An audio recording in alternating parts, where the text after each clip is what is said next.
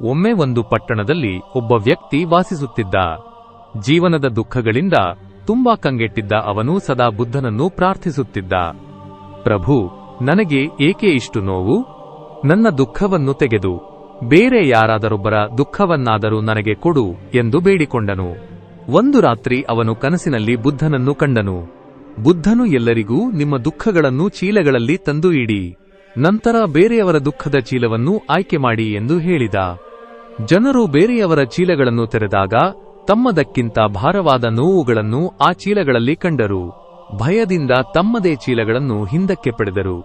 ಬುದ್ಧನು ಹೇಳಿದನು, ನೀವು ನಿಮ್ಮ ನೋವೇ ದೊಡ್ಡದು ಎಂದು ಭಾವಿಸುತ್ತೀರಿ, ಆದರೆ ಇತರರ ಬದುಕಿನಲ್ಲಿ ಇನ್ನಷ್ಟು ನೋವು ಅಡಗಿದೆ. ಬೆಳಿಗ್ಗೆ ಆ ವ್ಯಕ್ತಿ ಶಾಂತಿಯಿಂದ ಎದ್ದನು. ತನ್ನದೇ ದುಃಖವನ್ನು ಸ್ವೀಕರಿಸಿ ಕೃತಜ್ಞತೆಯಿಂದ ಬದುಕಲು ಕಲಿತನು.